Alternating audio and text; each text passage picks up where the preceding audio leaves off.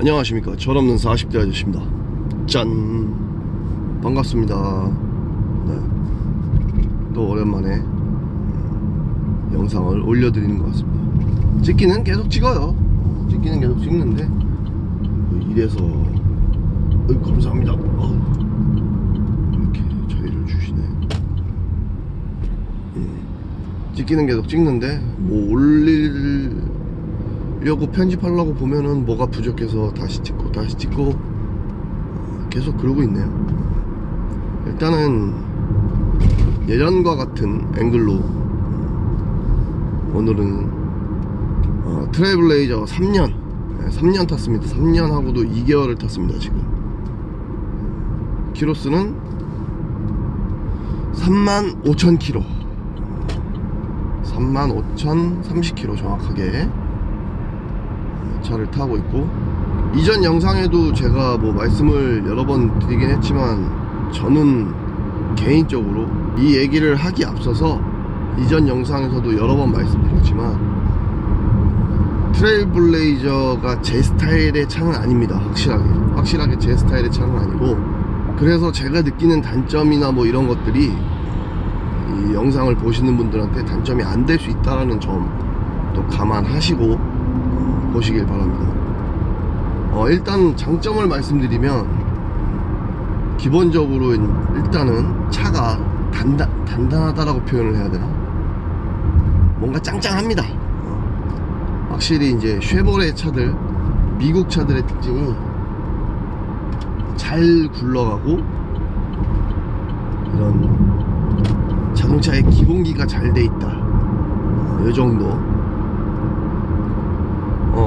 아무튼 제가 탔을 때는 차가 뭐 그렇게 못 나가지도 않고, 그렇다고 해서 코너에서 약한 모습을 보여주는 것도 없고,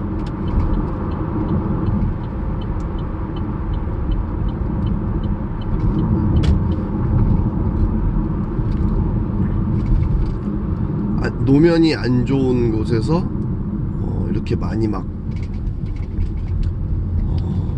프레임이 뒤틀리는 듯한 느낌을 받은 적도 없고, 과속방지턱을 이렇게 세게 넘어도 뭔가 차가 잘 꽉 잡고 있는 듯한 그런 느낌. 일단은 차량의 기본기가 굉장히 잘 돼 있는 것 같다 라는 생각 일단 하고요.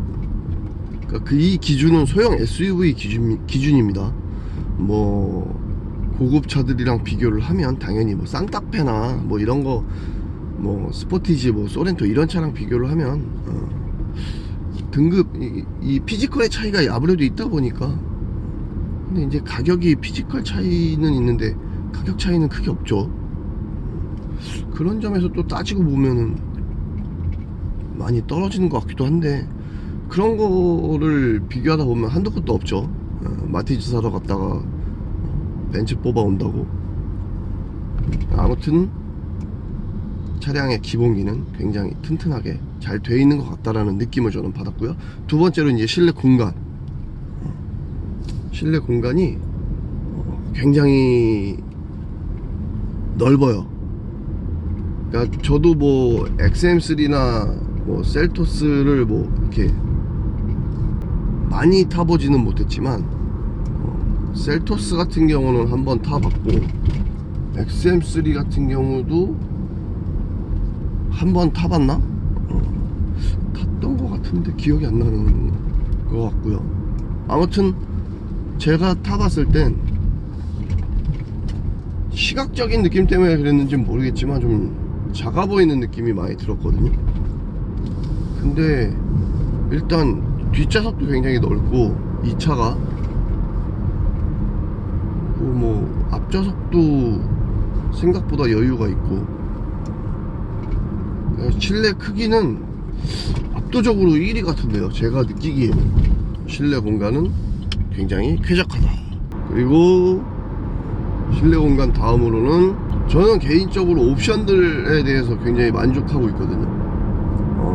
열선 핸들, 통풍 시트, 열선 시트, 뒷자리 열선, 뭐 물론 옵션에 포함이 되어 있어서 그런 것들이 들어가 있는 상태지만, 그런 것들 뭐 무선 충전부터 시작해가지고 제가 느끼기에는 전동 트렁크 이런 것들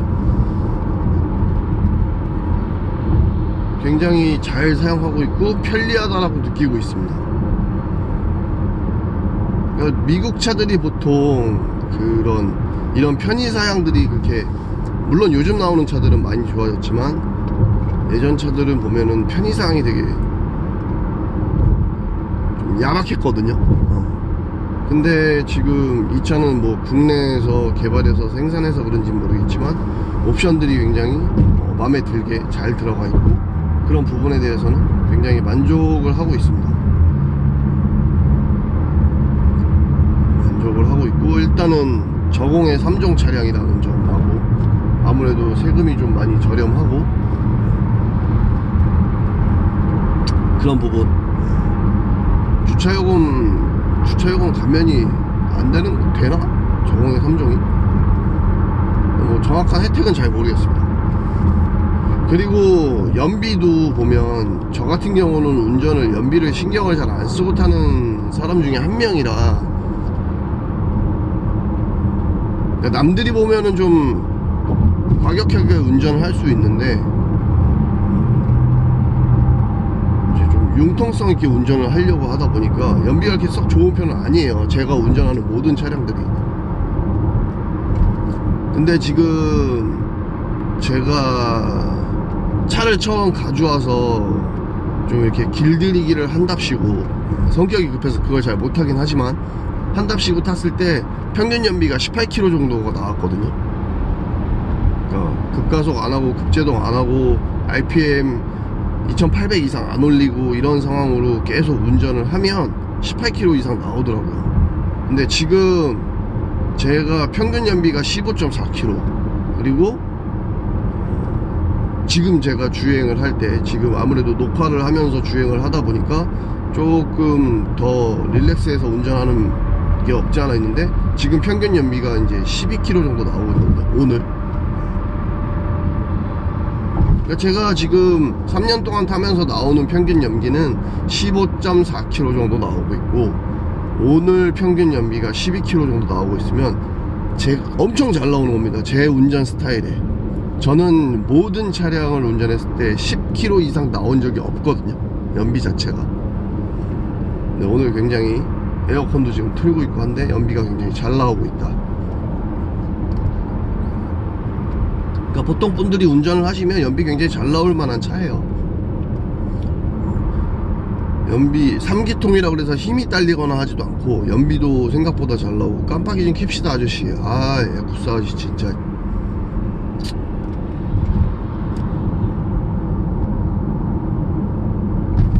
아무튼 뭐 연비 면에서는 굉장히 연비가 좋은 차다 라는 점. 제가 이렇게 10km를 넘기기 쉽진 않은데 제 운전 스타일이 연비를 넘기고 있다 라는 점이 굉장히 큰 장점이죠. 아무튼 연비 굉장히 잘 나오고 있습니다. 이렇게 장점은 한 요정도. 더 말씀드릴 만한 게 뭐가 있을까요? 이제 단점을 말씀드리면, 이제 이 단점은 장점도 마찬가지지만 제 개인적인 생각입니다. 요거는 그냥 참고만 하시면 됩니다. 단점 첫 번째, 제일 큽니다. 이게 보증 서비스.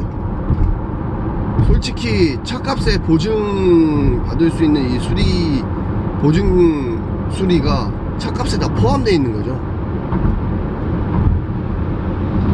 근데 내 돈 주고 내가 이 차를 사면서 보증이 포함되어 있는 비용까지 다 지불했음에도 불구하고 보증받기가 힘듭니다. 일단 직영센터는 모른다는 말을 정말 많이 해요. 직영이 모른다는 말을 정말 많이 한다는 건 진짜 답답한 일이거든요. 물론 뭐 현대나 기아 어딜 가도 원래 이래요 뭐 이런 말들 많이 하는데, 일단 첫 번째로 모른다는 얘기를 많이 하고, 두 번째로 예약 잡기가 너무 힘듭니다. 이거는 제가 트레일블레이저만 타서 말씀드리는 게 아니라 이전에도 쉐보레차 카마로 탔었고 뭐 그 외에 기타 등등 차를 탔었는데, 그 전에 탈 때는, 예전에는 이제 GM 대우였거나 이럴 때에는 바로 서비스가 있었어요. 바로 정비 서비스가. 현대나 기아의 블루헨즈나 오토큐처럼 GM 대우 때도 바로 정비라는 게 있어가지고 거기서 보증을 받거나 뭐 이렇게 수리를 받을 수가 있었는데, 지금 쉐보레로 바뀌면서 바로 정비는 거의 없어졌죠. 바로 정비는 거의 없어지고, 직영 아니면 이제 뭐 일산 같은 경우는 동일산 서비스랑 지금 일산 서비스 해가지고 두 군데가 있죠. 이제 개인 공업사인데 쉐보레 간판을 걸고 보증을 하는 개인 사업장이죠. 아무래도 직영보다는 조금 수리에 대해서 제약이 좀 있어요, 그런 데들이. 그러다 보니까 직영을 가야 되는 일이 생기고, 직영을 가게 되면 서울 같은 경우는, 저 같은 경우는 일산에 살고 있으니까 영등포가 제일 가깝거든요. 영등포를 가면 일단 예약은 뭐 몇 달 전부터 해야 되고, 만약에 예약이 안 돼서 아침부터 쳐들어가잖아요. 그날 안 해주거나 원성을 조금 높이면 그날 해주는데, 하루 종일 거기 있어야 됩니다. 저 같은 경우는 일산 사는데 차를 두고 갈 수가 없잖아요. 그렇다고 뭐 대차를 해주는 것도 아니고 택시비를 걔네가 주는 것도 아니고, 내 돈 내고 보증 서비스가 들어가 있는 거를 돈을 더 들여가면서 수리를 받아야 된다는 것 자체가 납득이 안 갑니다. 일단 서비스에 대한 불만족이 너무 높았어요. 제가 쉐보레 차를 타면서 뭐 카마로야 뭐 특별한 케이스니까 차가 뭐 그럴 수 있다고 하지만, 이 차 처음 나왔을 때 어땠습니까? 지금 영상 보신 분들 아시겠지만, 본넷, 이 차가 이제 제가 뽑기 운이 잘못됐는지 본넷이 들뜨는 현상이 있었거든요. 그러니까 체결이 아니라 본넷 자체의 철판이 그 뼈대랑 이 후드 뼈대랑 접착이 정확하게 안 돼 있어서 떨어져 있는 거예요. 그러니까 철판이 이렇게 떨더라고. 뼈대는 이렇게 있고 철판 위에서 이렇게 떨더라고. 그거를 못 잡았어요. 2번 갈 동안 못 잡고, 결국엔 그거를 제 아는 지인이, 그때 정비를 하는 지인이 보더니 여기 실링이 안 돼 있는데, 실링이 떨어졌는데, 이래가지고 그때 알았습니다. 그래가지고 센터에다 전화를 했더니 저보러 다시 오래는 겁니다.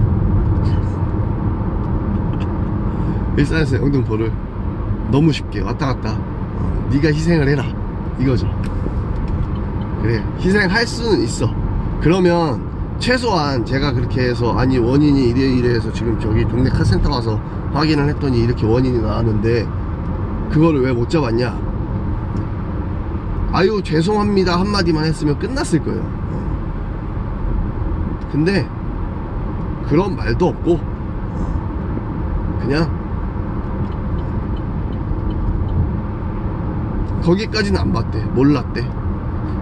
그 얘기가 끝입니다. 이때를 회상하면서 다시 이 얘기를 꺼내면 진짜 너무 열받고, 진짜 와 뚜껑이 열릴 것 같은데, 아무튼 결국에는 이것도 직영에서 해결을 못하고, 저는 여기 일산에 있는 일산 서비스에 가가지고 해결을 했습니다. 오히려 그분들이 죄송하다고 그럴 정도로 직영보다 차라리 사설이 훨씬 더 서비스 마인드가 잘 되어 있는 듯한 그런 느낌을 너무 많이 받았고, 그 뒤로는 영등포 쪽은 쳐다도 안 봅니다.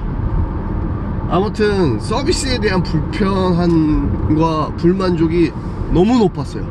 그래서 앞으로 쉐보레 차를 살지는 정말 많이 고민을 하고 있어요. 제가 미국 차를 정말 좋아하는데 쉐보레는 앞으로는 모르겠어요. 물론 뭐 포드나 이런 쪽으로 가도 AS가 문제가 되긴 될 거예요. 왜냐면은 쉐보레보다는 포드가 우리나라에 서비스 센터가 더 많이 없는 걸로 알고 있거든요. 근데 이게 이제 아무래도 경험을 해보고 나니까 쉐보레 차를 또 다시 살 수 있을까, 그런 생각이 지금 들고 있습니다. 이게 가장 큰 단점이에요, 제가 봤을 때. 가장 큰. 자, 두 번째로 느끼는 거는, 이제 이거는 제 개인적인 부분이고 제 이제 그 뭐라 그러지, 제 차만이 이제 가지고 있는 단점일 수도 있어요. 그러니까 요런 부분들은 잘 이제 필터링 해서 들으시기 바랍니다. 일단 1차적으로 풍절음, 그 주행 중에 느껴지는 주행 소음이랄까, 이런 것들이 굉장히 저한테는 많이 거슬립니다. 이 어느 정도 고속 주행에 이제 접어들면 바람 소리가 납니다. 휘파람 소리 같은 거, 휘 거리는 피리 소리 같은 그런 소리가 어디선가 계속 나더라고요. 일단은 막아볼 생각은 안 해봤습니다. 그런 생각은 아예 안 했고, 제가 봤을 땐 여기 어디 뭐 문틈 이게 아니라 저 앞쪽 어디선가 들어오는 소리 같아요. 그러니까 이 디자인을 만들면서 공기역학이라고 그러죠. 그거에 대해서 약간 실패한 부분이 없지 않아 있는 것 같아요. 그러니까 공기가 어디선가 계속 회오리를 치니까 소리가 계속 나는데, 그거 은근히 거슬려요, 주행하면서. 그리고 두 번째로 이제 시트의 불편함. 이거는 예전에도 얘기가 나왔었어요, 그 제 유튜브 영상에 막 댓글로. 근데 저는 딱딱한 거는 모르겠어요. 시트가 좀 딱딱하다라고 말씀들을 하시더라고요. 그래서 딱딱한 건 모르겠고,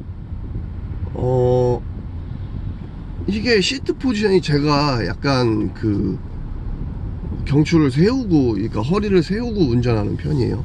앉았을 때 손목이 여기 핸들 위에 오게끔 요렇게 앉는 포지션을 선호하는데, 어딘가 모르게 계속 불편해요, 이게.